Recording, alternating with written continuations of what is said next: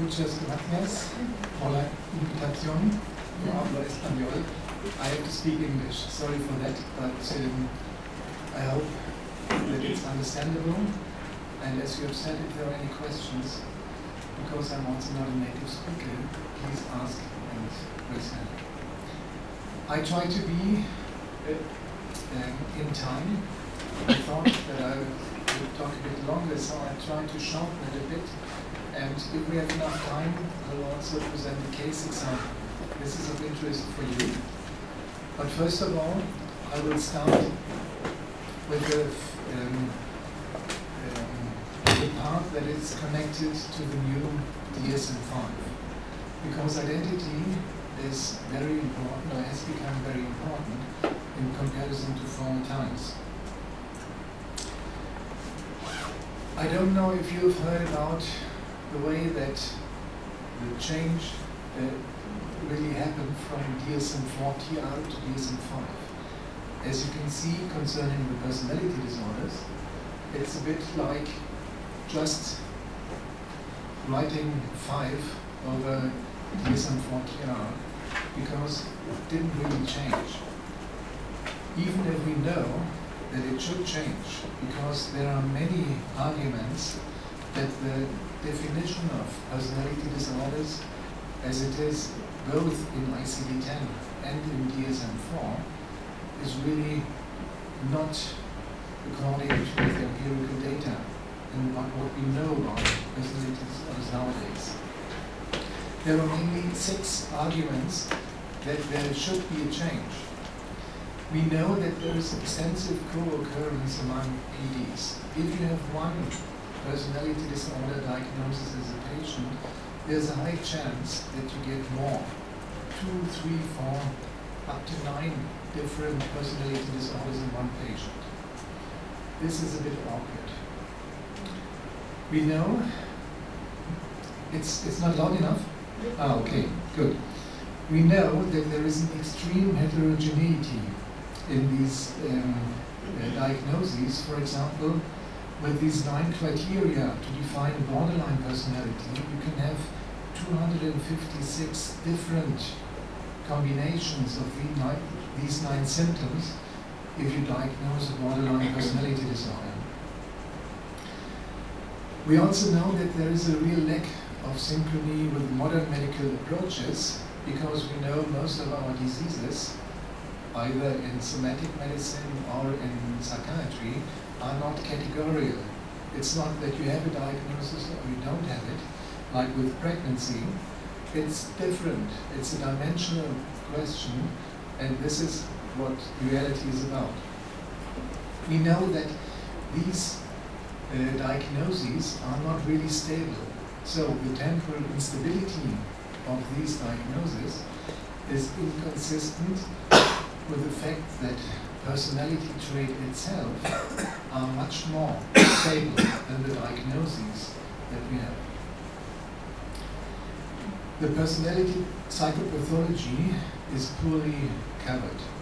So with these diagnoses that we have, we really don't target the symptoms that we see. So the diagnosis, personality disorder not otherwise specified, is the most frequently used diagnosis, and it shouldn't be like this. And in the end, there is poor convergent validity, because if you have correlations between PDs and other measures, they are really not high enough as we would expect them to be. So there are enough reasons that there should be a change, but they decided to keep the old system in the new DSM-5. But there is a chapter, an appendix in the DSM, the chapter 3, where they have brought all the changes that are able to overcome these critiques, these arguments that I have just shown to you. So in the chapter 3, there is a new model, a hybrid model. It means it's a combination of a categorical model and a dimensional model at the same time. And what is most important for my topic of today is that the definition of what a personality disorder is has changed. So, it's said now the essential features of a personality disorder are impairments in personality, functioning, both self and interpersonal, and the presence of pathological personality traits.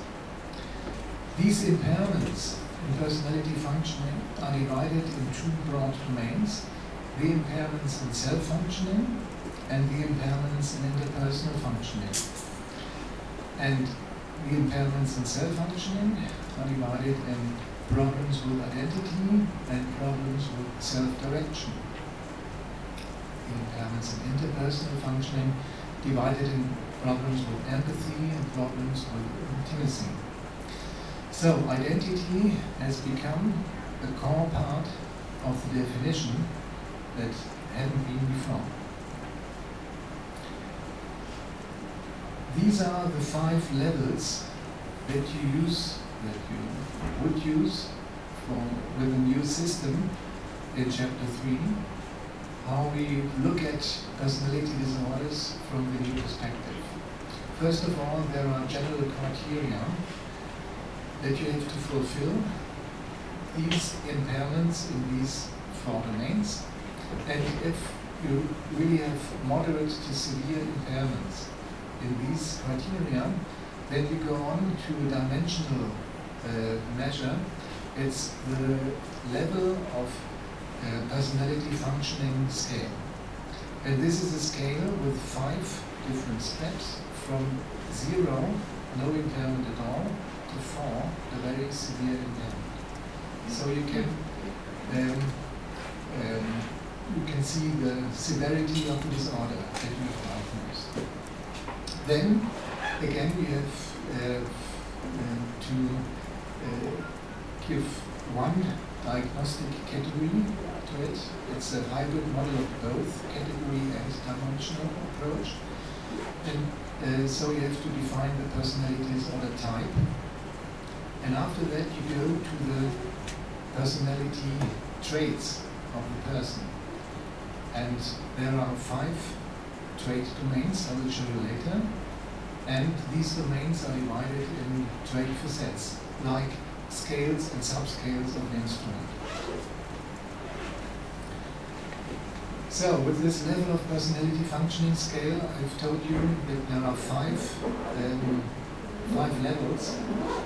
No impairment, little or no impairment, would mean, for example, that according to identity, we would say has ongoing awareness of a unique self, maintains role-appropriate boundaries. According to self-direction, sets and aspires to reasonable goals based on a realistic assessment of personal capacities. Empathy is capable of accurately understanding others' experiences and motivations in those situations, and intimacy maintains multiple satisfying and enduring relationships in personal and community life. This would be the definition of a healthy personality, a healthy person. And now, the level 4, the extreme impairment, this would mean the experience of a unique self and sense of agency or autonomy are virtually absent or are organized around perceived external persecution. Boundaries with others are confused or lacking. You see, this is just on the way to psychosis. Yeah? Has poor differentiation of thoughts from actions, so goal-setting ability is severely compromised with unrealistic or incoherent goals. Looking at empathy, has pronounced inability to consider and understand others' experiences and motivations. This means is very low in the capacity for mentalizing. And looking at empathy, the desire for affiliation is limited because of profound disinterest or expectation of harm. Engagement with others is detached, disorganized, or consistently negative. So this would be a really severely disturbed personality, level 4. Going on, you all know the personality disorder types that has been described both in ICD-10 and in DSM-4, and they have decided in the process to skip in this new model 3 of the 9 personality disorders, and those who have been kept are the schizotypal personality disorder, the antisocial, the borderline, the narcissistic, the avoidant, and the obsessive compulsive. You have lost paranoid, schizoid, and histrionic personality on the way, because the reliability and the psychometric properties of these personality disorders are really very low. And then you also have another category. If you can't diagnose one of these 6 PDs, then it is called a PD trait specified. That means it fulfills the general criteria of a personality disorder, but you can only properly describe it with the profile on these pathological personality dimensions. These 5 traits are a bit like the opposite of the big 5 personality traits that you know from the big 5 system, but not completely. So these 5 broad domains are negative affectivity, detachment, antagonism, disinhibition versus compulsivity, and psychoticism. And with these 5 domains, for example, you can describe all the personality disorder types. I'll give you the example for the borderline personality disorder. For a borderline personality disorder, you have to have pathological personality traits in the domains of first, negative affectivity, and now I give you the facets to it. In the subscales, these are emotional lability, anxiousness, separation, insecurity, and depressivity. And then the next domain, the domain of disinhibition. So borderline personality disorder patient is characterized to be high on impulsivity and high on risk-taking. The third domain, antagonism. The patient is characterized to be high in hostility, and the other 2 domains are not necessary to define such a borderline personality disorder. You find it, for example, in the other disorders like schizotypal or anxious avoidant. So what do you do if you have to diagnose a personality disorder according to this new system in chapter 3? You go through these 8 steps, and first of all you have to decide, is the impairment in personality functioning present or not? If so, if it is present, rate the level of impairment on the level of personality functioning scale. Is one of the 65 personality disorder types present? If yes, record the type and the severity of impairment in this disorder. If you can't define one of these 6 disorders, then you call it a personality disorder trait specified, and you have to identify and list the trait domains that are applicable, and you have to record the severity of impairment. So, this is a quite complicated procedure, and therefore they decided it's good for science, but perhaps not so good for everyday clinical work. From my point of view, it's a pity, because I think all those who are working in clinical care are capable to learn it in an appropriate time. But, okay, this is how they decided.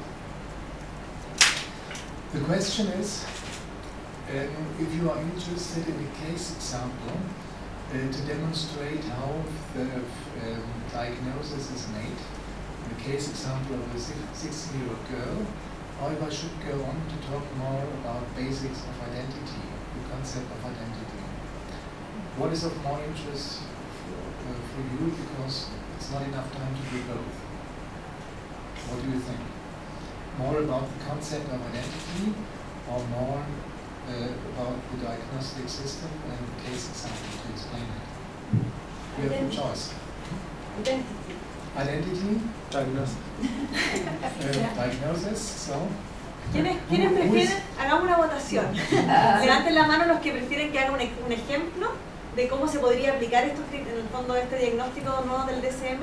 Los que quieran eso, que levanten la mano ahora, y los que, bueno, voy a dar la otra opción. La otra opción es que hable más de la identidad en adolescentes en general. La primera opción. La segunda opción. Okay, so the second option. So Identity. more identity. Okay. Then we have some time left over. Yes, okay, good. This example you can read it in publication, and I will show you where you can find it. So it's all described there. And then you find this classification of this 17-year-old girl. It's the summary of the case example, and you can read it in this publication. Okay, so let's go to identity and the basic concept of what is identity all about. Identity is quite an old construct, and there have been theorists for a long period of time. For example, William James started to do research and to reflect about identity at the end of the 19th century. He was the first to describe the two parts of identity that you can find in the distinction in the English language between I and me. We don't have this in the German language, and as I've learned 2 days ago, it doesn't exist in the Spanish language in this way.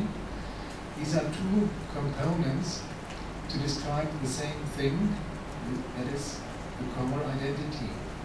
The distinction between I and me is in the way that I is the part of identity that is pre-reflexive, that is there from the beginning on, and you don't have to think about it.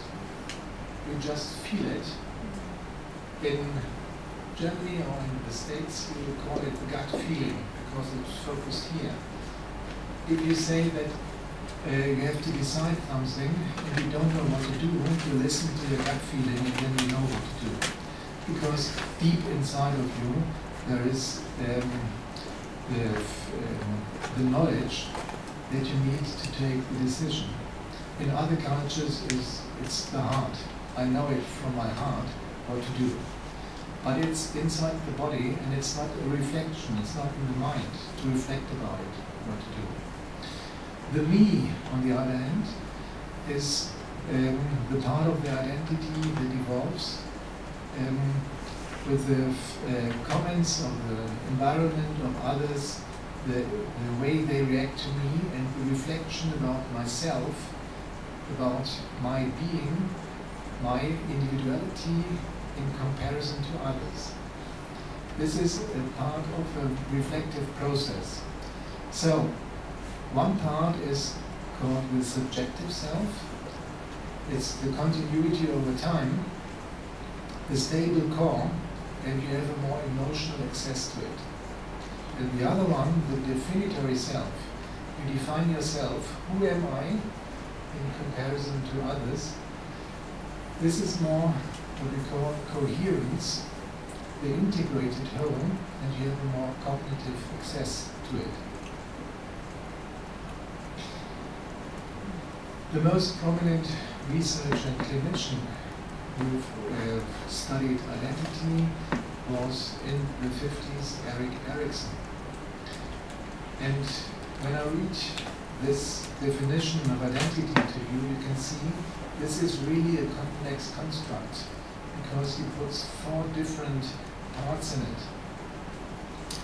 The term identity expresses such a mutual relation in that it connotes both a persistent sameness with oneself, the self-sameness all the time, and a persisting persistent sharing of some kind of essential character with others.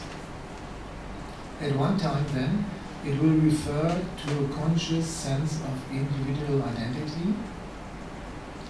At another, to an unconscious striving for a continuity of personal character. At third, as a criterion for the silent doings of ego synthesis, so to bring different parts together. And finally, as a maintenance of an inner solidarity with the group's ideals and identity. So, this means that we are all part of social groups, and sometimes we define ourselves that our identity is to be part of this group. For example, to be part of the group of those who are really fans of the major soccer club of Santiago. I'm sorry, I don't know the name. Or FC Barcelona or Bayern Munich. You know, these different soccer games. Or they are part, for example, of the group of emos. I don't know if they exist here in Santiago as well. Yeah? So, you can define yourself in different ways. Yeah? On the one hand, you are the individual who is completely different from others, and on the other hand, you are part of such a group. And both is important for the definition of identity. And also, for example, ethnic identity. That means that you are part of an ethnic minority, for example, and that defines your identity, that I am this or that, in contrast to others. So you need both your uniqueness and features that you share with others to define yourself. Another theorist was Daniel Stern, who made this definition during his work in Geneva in the 1980s. He postulated 4 major components. Self-agency, that is, you know that you are the one who is doing things and that your behavior has consequences.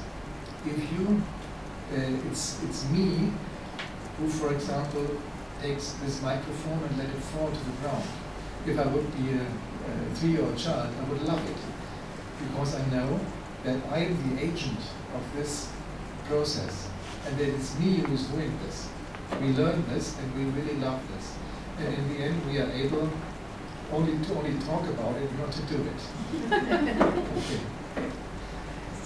And this means that you change over time. Staying the same, I'm the same person, but fortunately I've changed and I don't have to let it fall to the ground to know that I have kind of self-agency. Yeah? The second part, self-coherence. To be able to acknowledge that we are a physical whole with boundaries. We are separate from others and we have clear boundaries that protect us against others and the influence of others. If you don't have these boundaries, then you get into a state of psychotic experience because others can come into your head. You don't have any limits to protect yourself against the influences from outside. Self-effectivity means that you have the capacity to detect and to name inner qualities of feeling. So the capacity for reflective functioning concerning your own emotions. And self-history, going on being the possibility to change while remaining the same. This is a sentence that you always will hear if somebody talks about identity, because this is really in the core. We have to have the strong feeling that we are the same person, even if we have changed, or even if we are in different situations. For example, I behave differently here as I have behaved this morning in the bathroom, but I'm still the same person, and I know this, and I'm happy that I know that I'm the same person, and I will hopefully behave in another way this evening, but still, while I'm changing, while I have different roles, I'm still the same person, and I know this. This is my core identity. I think I don't have the time to go in the new neurobiological, the neuroimaging work. There are some researchers like Jörg Nordhoff at the McGill in Canada who have started to look for the parts where the self and the identity is located, and they propose that it's in the midline structure between the two hemispheres, and you see it's named these different structures. I can't go into the detail, but you can read it in the special edition that I will of the journal that I will show you in the end. This is what I meant. If you go on the internet and type in www.CAPMH, Child and Adolescent Psychiatry and Mental Health. If you take the first letters CAPMH.com, then you get to this internet address. It's an open access journal, and you can download these papers. They are about the neuroimaging approach, about a philosophical approach to identity. You find the case example that I wanted to talk about here, and you can read it with my two co-authors sitting over there, Susanne Schlüter-Müller and Tangela Völsch, and if there are questions, they can answer them as well as I can do. And part about identity development in adolescents with mental problems. And finally, as we have developed a questionnaire to assess identity development in adolescence. It's called AIDA, Assessment of Identity Development in Adolescence. You can see it in the last one. It's a paper about the use of this instrument in a Mexican sample, because we have used it now in many different languages and countries. It's used in Chile. Andres Kozutsky in the Schildwood Institute uses it, and we are having a very close collaboration concerning this questionnaire. And not only the close collaboration in research, but also, I go through this to save time, but also a close collaboration concerning the clinical work with adolescents with personality disorders. It's this manual, Tangela Völsch, the first author, is sitting over there, Susanne Schlüter-Müller, Anna Ollem and Helen Marina from New York, Andres Kozutsky from Santiago, and me. And it will be published in Germany next month. It will be published in the United States end of the year, beginning of next year. And it will be published in Spanish in February or March next year, where we use all these concepts for a new treatment approach, following the work of Paulina Kernberg, that most of you, I guess, know. And so all these ideas about identity and all our ways to assess identity are focused in this treatment approach. So, thank you for your attention, and I'm looking forward to the discussion. Thank you.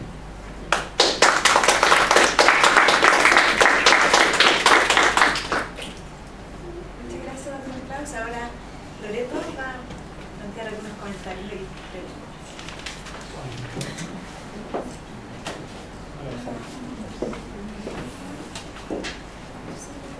Okay.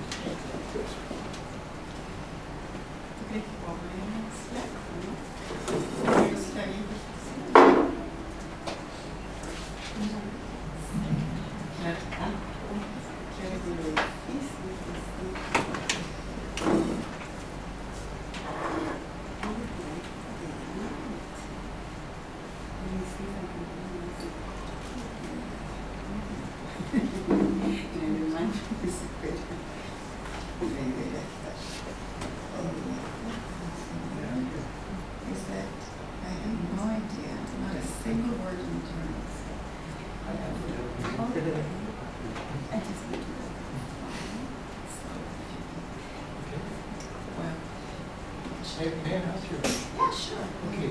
Here's my tokens. Okay. Okay. Good. So.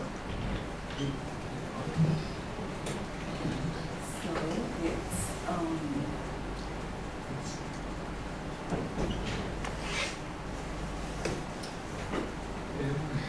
It's there's nothing inside. It's okay. So maybe I just write it on there. No, it was is that now?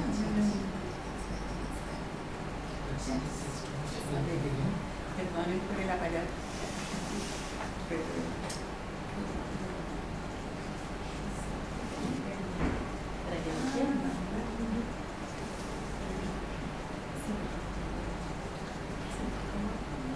Sí, no hay problema lo que pasa en la audiencia.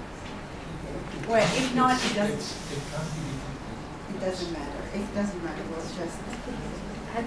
Klaus, ich glaube, das ist noch weiter unten. It's there. Si baja ahí, la flechita, debería Okay. aparecer al final, ¿no? That's, It's not recognizing it. It's That's okay. showing up as D. I Yes. think this is. Yeah, there it is. Yeah. Okay. So, okay, thank okay, you now, very yes, much. Okay. Okay, thank you very much. Now I need to find the file.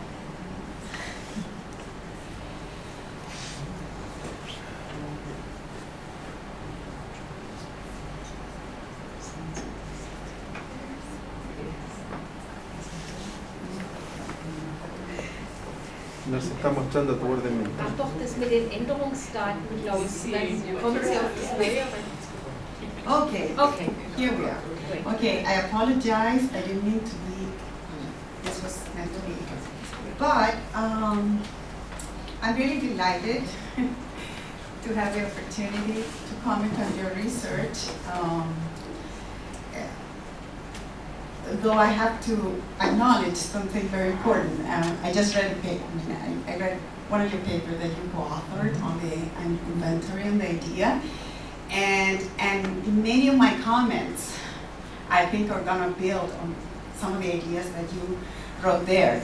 To make it a little bit more harder, you start your presentation from the psychopathology implications and the diagnosis of a borderline personality disorder, which I really acknowledge is very important, and I really like it because it connects to my former identity. I used to be trained as a clinician as well, but I quit those fields quite a while. So thank you for bringing me back to those arenas. But I have to say that I'm not up to date in terms of what are the new taxonomy in terms of mental disorders. Although I really like the idea that, as you were commenting on how complex could be just to assess different dimensions and to have a really comprehensive assessment of behavior, experience, it really builds into bringing knowledge that didn't come necessarily from psychopathology. So having said that, I'm going to raise a couple questions because I don't think I can comment on the implications for diagnosis. But anyway, I think the whole project, both the measurement device and as well as the way you connected the development of psychopathology and what are the relevant dimensions for adolescents to meet criteria for personality disorder, really has a lot of implications for theory and research.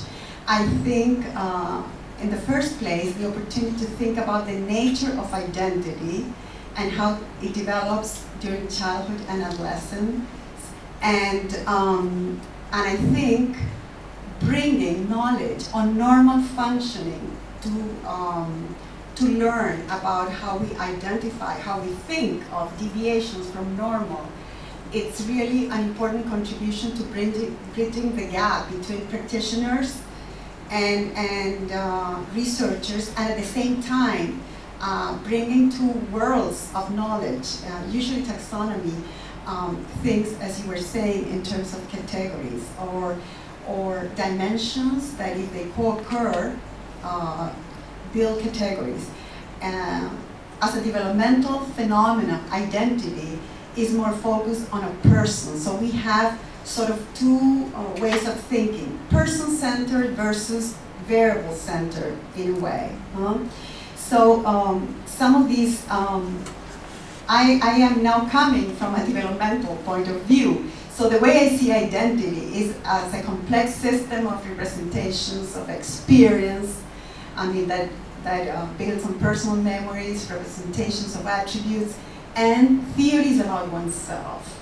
So that evolve dynamically, as you were saying. So you have the experience of being oneself, a sense of sameness, uniqueness, continuity, coherence, but at the same time you have this capacity to act like identity or as a system that motivates action and projects.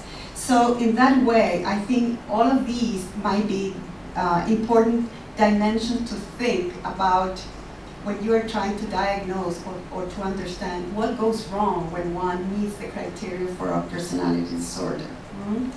So in reading your paper and some of the ideas of your presentations, the questions that I brought for the audience were, what are the markers of normative versus pathological development? If you think or you assume that people that qualify for borderline personality disorder in a lot of ways have impaired function on abilities or capacities that are related to identity, I think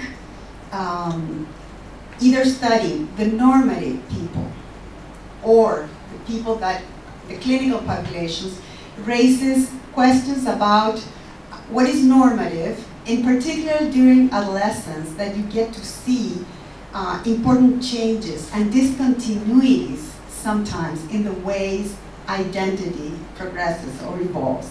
And then my second question, more specifically, is what are the processes that we should be looking at in order to identify when identity development goes wrong?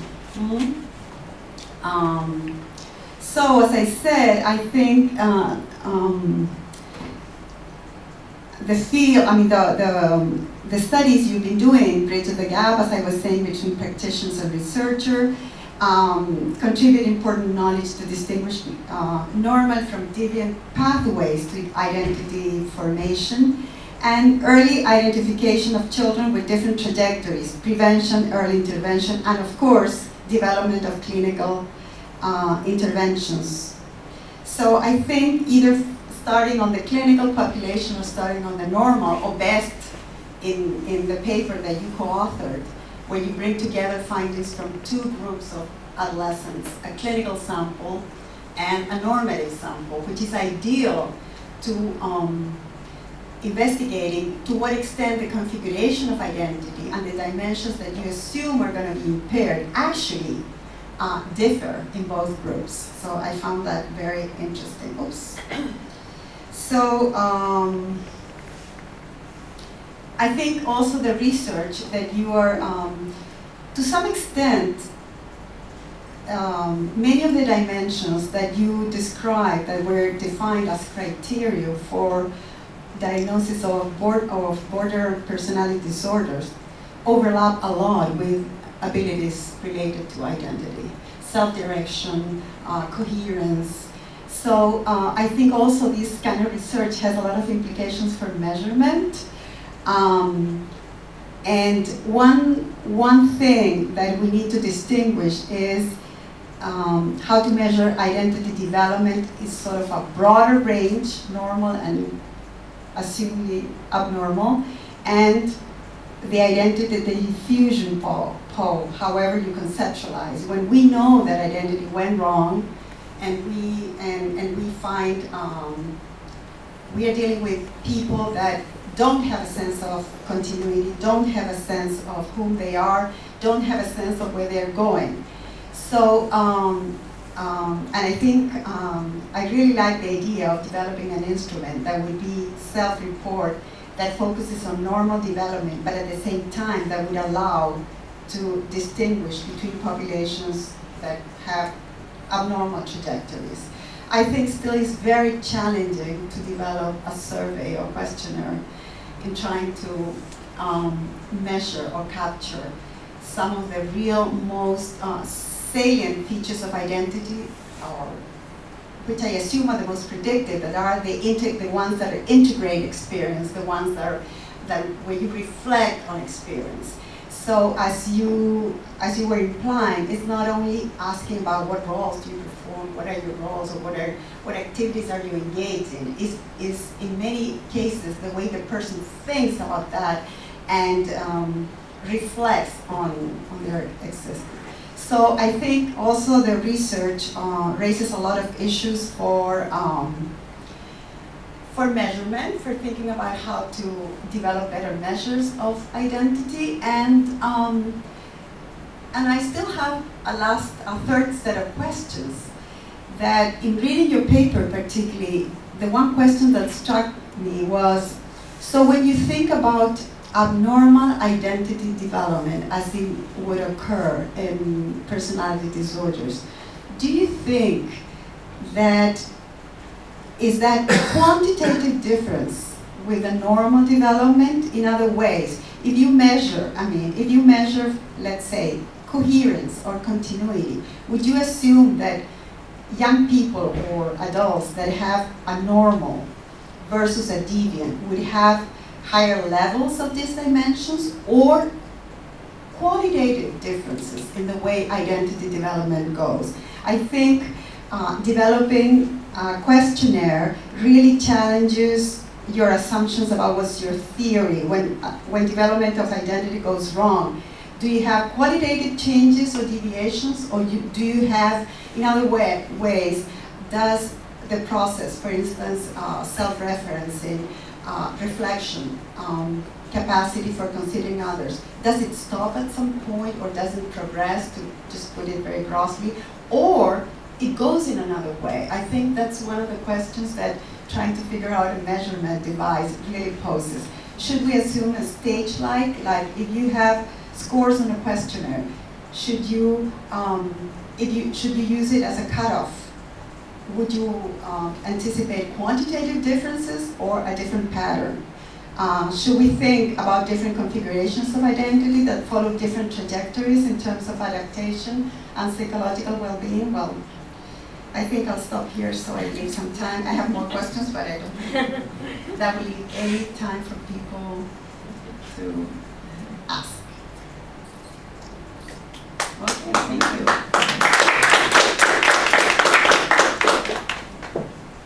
Shall I answer directly to your questions? Yes. First of all, I've noticed that there is a misunderstanding. We are talking about two different papers. That's really a pity. When we talked half an hour ago, I thought you were relying on our DSM-5 paper. Okay. So I extended the DSM-5 part. Okay. So, and I've skipped the AIDA measurement part that you were relying on. So I'm very sorry for that. I didn't know that. We are all sorry because I got the idea paper. So Yes. We Okay. do have some. Your presentation before was a little bit shorter than I expected. So if you want to talk a little bit about that paper, we have the time now. I'll be good. I could show you a bit of these data. I think it would be this good. is referring to this your would be good. questions. Yes. So that you can get an idea. So this was really just okay. So Sense of coherence. okay. So let's try to go back to identity. Okay. So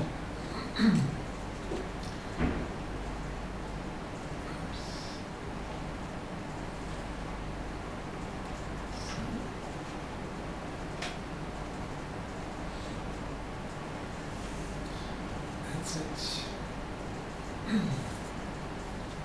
I didn't talk about our instrument, and I think it's necessary because you have read about it, and so otherwise you can't really understand the comments that are very useful. They are very bright comments to our paper. Thank you for that.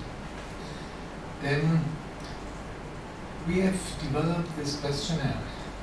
It's called AIDA, Assessment of Identity Development in Adolescence, and it's a questionnaire, a self-report questionnaire for adolescents aged 12 to 18 years, they can be 19, 20 or 22 or so. This does not matter. These are 58 items scaled from 0 to 4 on a Likert scale, and the basic idea was to assess this complex dimension. And as you have said, it's quite difficult to assess such a broad construct with a questionnaire, because usually we talk to people in a clinical setting to get an idea about their identity, and it takes a long time to go into the details to really understand what's going on in the person. So this was really a challenge to find the right items to cover all these different domains. We wanted to use it as a screening tool, because as you have said, it's the question, is it a qualitative difference or is it just a quantitative difference that's on a normal distribution, for example. We followed the distinction of William James. And William James had this distinction between I and me, the subjective self and the definitory self. And we call these two dimensions continuity for the subjective self, this from the bottom of your heart or your guts coming feeling that you're the one that is here and now and present. And the other side, the coherence, the definitory self, identity as self-sameness, and the awareness of myself as an integrated entity or whole. And with this in mind, we constructed this questionnaire, and this questionnaire has these two broad domains of discontinuity and incoherence, and 3 subscales per scale. And discontinuity is stability in attributes, stability in relation to other people, and emotional self-reflection. That is safe, reflective functioning. And on the incoherence scale, consistent self, where there's contradictions in behavior, autonomy versus over-identification, also suggestibility, and again reflective functioning, focusing on the cognitive part. To cover the areas of self-related symptoms or behaviors or feelings or thoughts, the me and the I, the social-related or interpersonal features, me against others, the you, and the mental representations. So this was the basic idea, to have 2 dimensions, and a healthy development should be an identity integration, that you are high in coherence and high in continuity. The lower left part of the image. And on the right upper side, you see if you are both high in discontinuity and incoherence, you have an identity diffusion. So you don't really know who you are. Not in the moment, because your boundaries are not clear. You can't be alone by yourself, because you need others, but when you are with others, you can't stay with them, because you have the feeling they don't respect your boundaries, because they are not clear. And on the other hand, you don't have any idea of continuity over time. So, how you are now at the moment is different from how you have been as a 5-year-old child, and you don't have any idea of how you will be in the future. So you don't have an image of yourself as a person in about 10 years, for example. And this is for adolescents. For adolescents, a very important task to get an idea of what they want to be in the future. This is the basic idea, to have 2 dimensions, but reality is not like this. It's not rectangular. You have one core dimension of identity, so there is a high correlation between continuity and coherence, but we use this as a heuristic way of differentiating between different parts. But in the end, fortunately, we have one integrated identity that's only one. It's one-dimensional and not two-dimensional. We have studied in the last 2 years in different samples and populations the reliability, the psychometric properties. They are really good. As you can see on the left side, there are the internal consistencies, the alpha of the different scales. It's 0.94 for the total score, and it's high for the two broad domains and high enough for the subscales.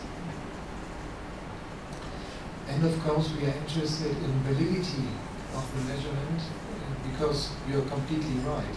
It's so difficult to cover the right content of the construct that we have to challenge our data to reality and to see if we really capture identity problems with this questionnaire.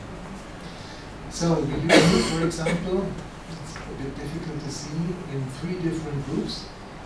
It's a small n. We are enlarging this n constantly, but these are the first data.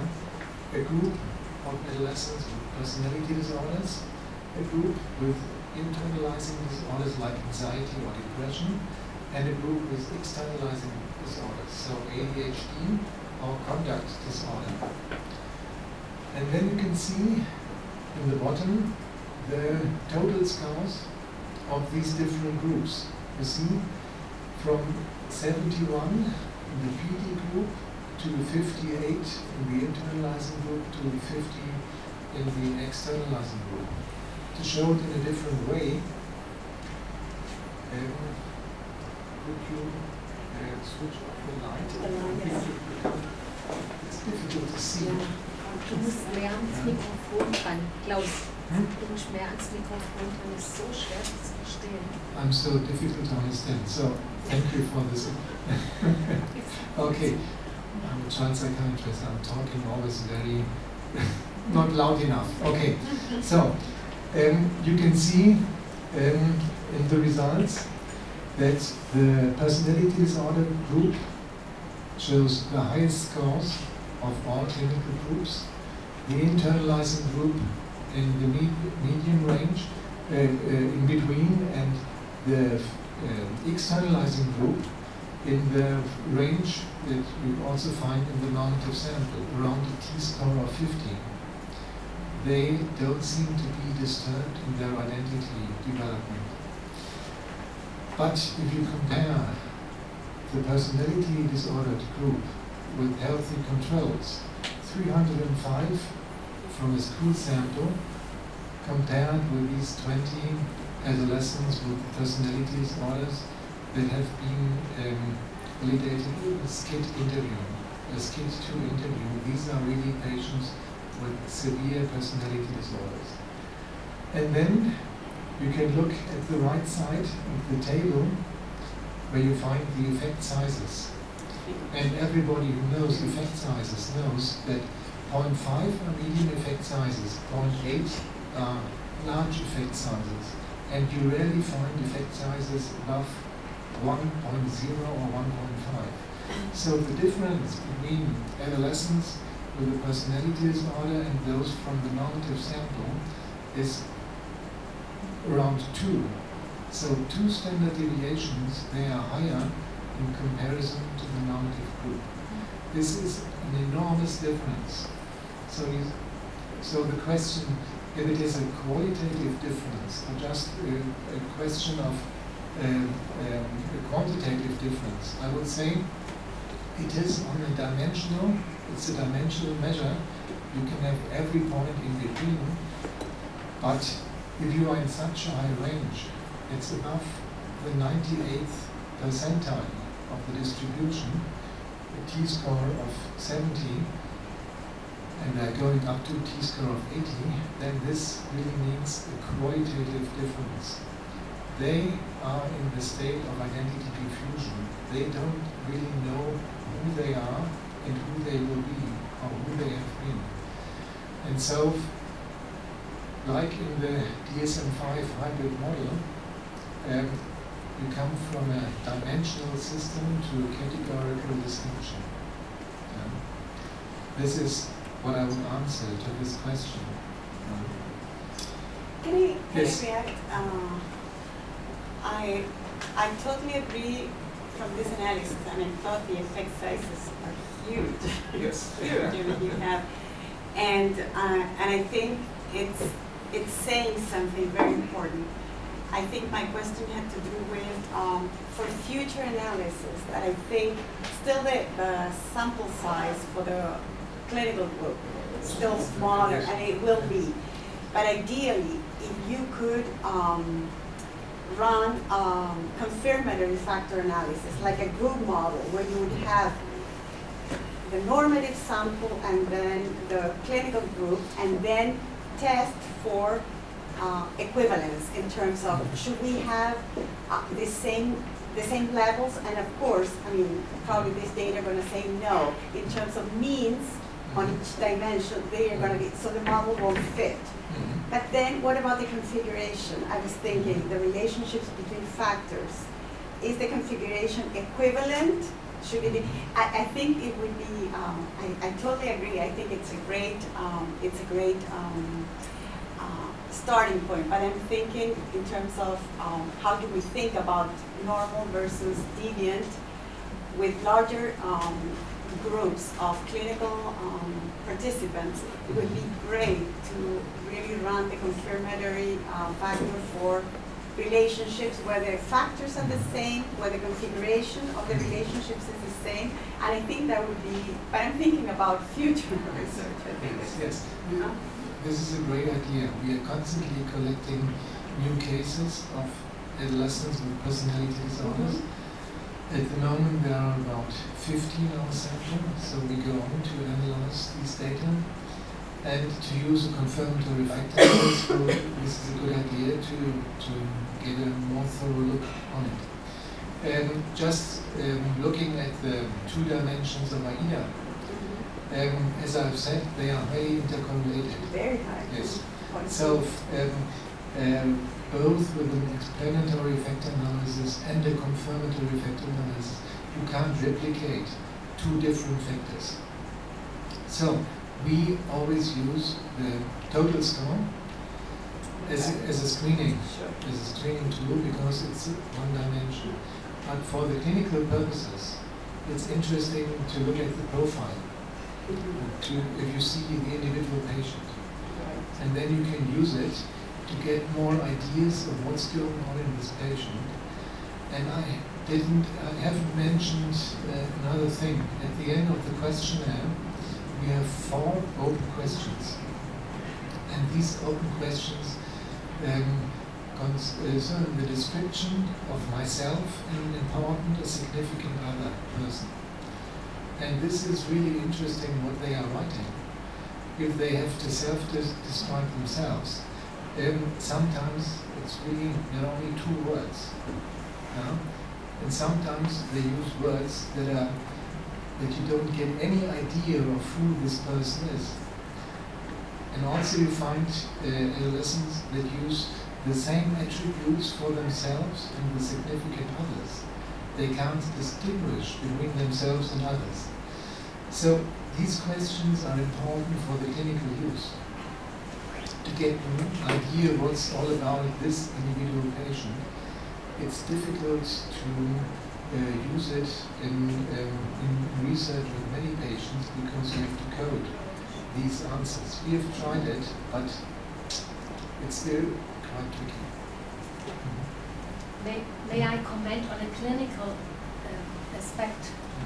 It's also difficult to collect patients because there is a great discussion still in Germany and Switzerland if you can give the diagnosis of a personality disorder to an adult, to an adolescent. And therefore it's not so easy going through the clinics and ask them for patients because there are many clinics who never give this diagnosis, unfortunately. So you cannot do research on a diagnosis which does not exist in most of the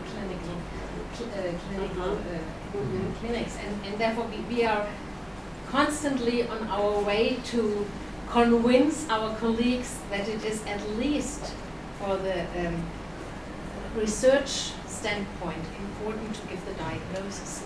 Yes. I think you have this This is- discussion here as well. This is an important question. How is the attitude towards diagnosis here in Chile? Do you use it in your clinical work? Do you give the diagnosis to adolescents? Who is working? I don't know if somebody is working with patients. If you see adolescent patients, do they get the diagnosis? Borderline personality When, disorder? No? when then borderline, but there are others. If course. there is a diagnosis. But still, we have so many cases, they come out from an inpatient treatment with 5 or 6 diagnoses, but they do not I get the know, only I know. right one. Absolutely. Yeah. It will still be very important just sample clinical populations. I mean, regardless, I mean, it would be ideally if you can find out whether they meet the criteria, but yeah. I would say that in Chile also there's a wide spread belief that adolescents should be a little bit the exploration should be very salient, and that it's somewhat normal to be a little bit disorganized, I mean, to some extent. Yes. So I really think that we might also have a bias in the sense that we tend to see as normal some developments that are not necessarily normative. Yes. So there is some reluctance, I mean, Yes, and we see this reluctance all over the world. all the time. People seem to protect adolescents from the diagnosis. And the question is if this is really a protection, or if we do harm to these adolescents. Because we do not treat them right, Yeah. if we do not get You the don't have the identify diagnosis. them, Yeah. right, when- About 20 years ago, or 30 years ago, it was the same, the diagnosis of schizophrenia in adolescents. I don't know how it has been here, but in Germany and in Switzerland, people have been very reluctant to give the diagnosis of a psychosis to an adolescent before the age of 18. They talked about adolescent crises. So, an adolescent with a lot of problems, he has an adolescent crisis. We don't have a proper diagnosis, so we call it like this, because this is part of this stage of development, that there are lots of troubles going on with friends and parents and so on. But of course, today everybody knows that you really can distinguish a psychosis from adolescent problems and a crisis. And nowadays we know, according to the concept of the duration of untreated psychosis, the longer you don't treat a psychosis, the higher is the chance that it will get chronic. Yeah? If you have a 15-year-old with a psychosis and you don't treat him and wait if it will be better when he's 18, and he has the psychosis for 3 years without being treated, then there are really changes in his brain that will make it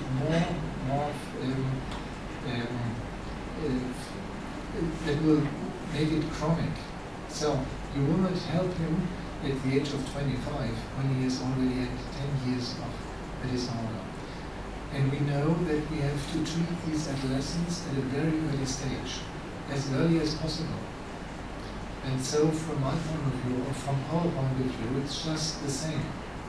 And we are running around in different places of the world to talk about PDs and adolescents, and that you really don't protect these adolescents, but you prevent them from getting a proper treatment. Because if you treat them, for example, for their depression, or if you treat them just for the anxieties, or you treat them for their conduct disorder problems, or their alcohol abuse, or their eating disorder, then you really don't cover the problem. Because perhaps the eating disorder is better, but the identity problem still exists. Yes? And they have problems all over, and they have a high chance to be frequently in inpatient and outpatient treatment and to become chronic psychiatric patients. And we really should prevent them to go this way.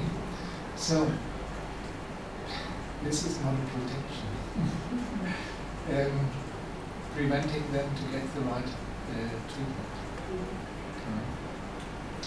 I wanted to ask you a question about the beginning of your talk, when you talked about the changes from this DSM-4 TR to DSM-5. I understood that in your opinion there is some improvement adding the dimensional aspect. What would be ideal for you? Like if you had designed it yourself, would you take out the categorical aspect, or do you think that both?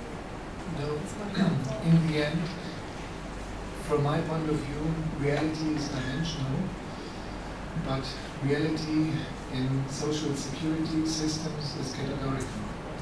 So, if we have to treat a patient in the hospital and we want the insurance company or somebody else to cover the costs, we have to have a diagnosis to say this patient is ill and he has to be treated. Because otherwise we have to define a threshold, and then you are again in the same situation.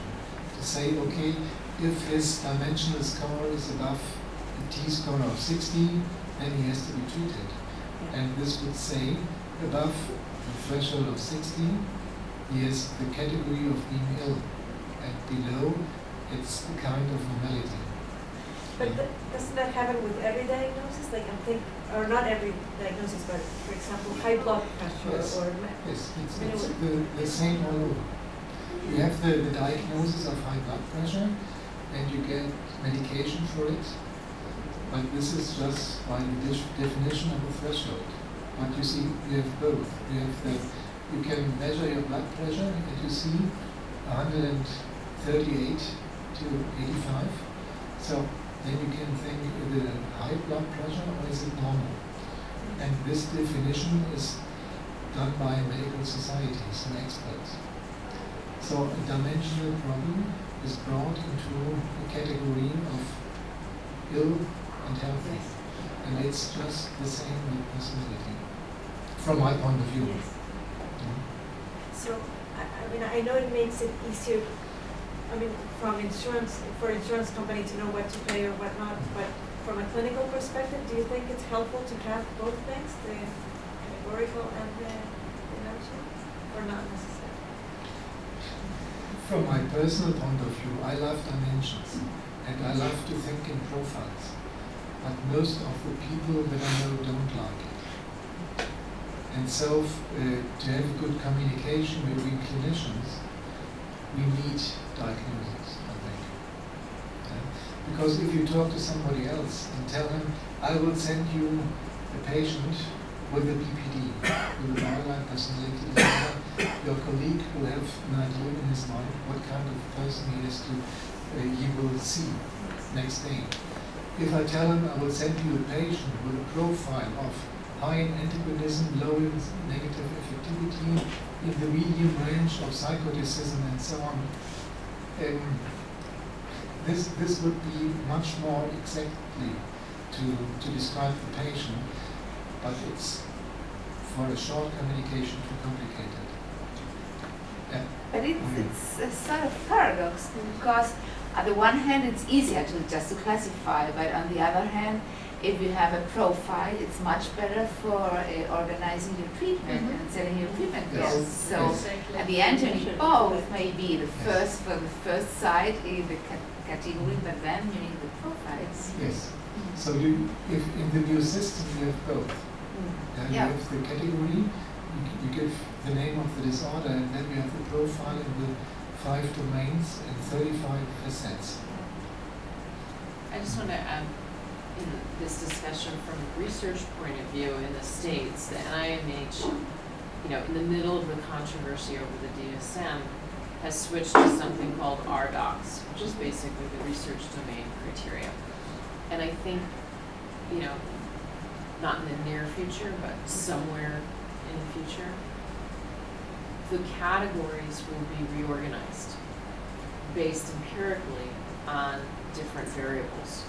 So affect regulation, identity, these are as functional aspects or functional manifestations of personality disorder criteria. If you take all of the DSM diagnoses and you go through the criteria list, you have this mishmash of affects, beliefs about self, behaviors, and if you sort of take all of those criteria and throw them up in the air and let them sort out, you're going to get different categories. And probably those categories, somewhere in the future, might be the diagnostic categories. And a lot of research is also trying to crosstalk between, and you skipped this part of the talk too, but the neurobiological aspects of brain functioning and regulate, autonomic regulation systems and so on. So, in the distant future, the categories may be different, but the basic clinicians need to know what's functional and what's not functional. Where's the line? Remains. But I'm quite sure that the basis of this discussion about these research domain criteria is mostly to find a good way to define phenotypes for neurobiological research. Because we know if we have a broad construct and that's not really good defined and we're trying to find a neurobiological correlate for it, it's always a disaster because it's too broad. And so if you can define it better, you find better neurobiological correlates to go on in your etiological way of thinking. But clinicians are very reluctant to this, and they really prefer these old concepts. And from my point of view, these old concepts, starting with Eugen Bleuler and these colleagues from Germany and Switzerland in the beginning of the 20th century, they have really been excellent observers of psychopathology. They didn't know a lot about, or nothing about neurobiology in these times. The only thing they had was to observe the patients, and from the observation of hundreds of patients, they came to nosological entities. And this is, I think, the knowledge, the broad knowledge of clinicians over 100 years now, and we should not throw it away from a clinical point of view for finding good correlates to neurobiological constructs. So the RDocs are really wonderful for research, but if they really will be part of clinical diagnosis in the future, we will see. But this will be a question for DSM-6. In about 15 years, that would mean end of the 20s. So, 28, 2030. I have a question about the scale in the normal population. I mean, I'm not a clinician and I don't work with patients, but I don't know, I would like to know if you have done any analysis of how the scale behave in this normal population, if it distinguish between this big group of 300 people that you surveyed. We had 1,400 in the end. 1,400 students from different schools, from different socio-economic backgrounds, and different educational level, to cover all different parts of society. And we've been really surprised to find no differences in identity development in different social classes, no differences in different educational levels, and no differences in different age groups. Because we thought, in the beginning of adolescence, age 12 to 13 to 14 years, identity is not so consolidated as it is in the age of 17 or 18, nearly adult. But we are not looking for identity consolidation, but we are looking for the difference between integrated identity and identity diffusion. And you can find it in an early stage as well as you can find it with disordered adolescence of an older age. We have found a slight difference between boys and girls. But this is now very interesting because this is different in different cultures. In Germany, the scores of the girls were a bit higher, as if they were a little bit more diffused than the boys. In Mexico, it was the other way around. The boys had higher scores than the girls. In Chile, as I remember well, there was no significant difference between the two groups. And so we are looking now on the scores from different countries and try to explain why are Mexican boys a bit more diffused, in quotation marks, than the girls, and why is it the other way around in Germany? Yeah. We don't know yet. I was going to say that some of the interesting discussions we've had in the research group have to do with cultural and societal changes as well. And one hypothesis, there's no data for this yet, has to do also with the roles of men and women in the societies. And that our colleague in Mexico is talking about the fact that because of the overwhelming influence of the drug trade in Mexico and sort of the role of men, young men growing up who want things and want to acquire things and be part of the bigger world, and who basically get lost in a sense in who are they? Are they going to get a job and earn money and pay for things, or are they going to go into the drug trade and so on? Versus,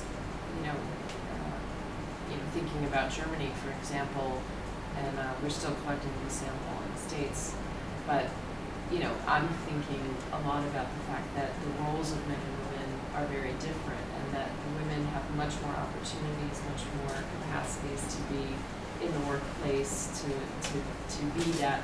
But the core issue of motherhood versus work is much more prevalent, and so there might be sort of different kind of socioeconomic or cultural influences that are impacting gender specifically in terms of gender roles in these societies and countries.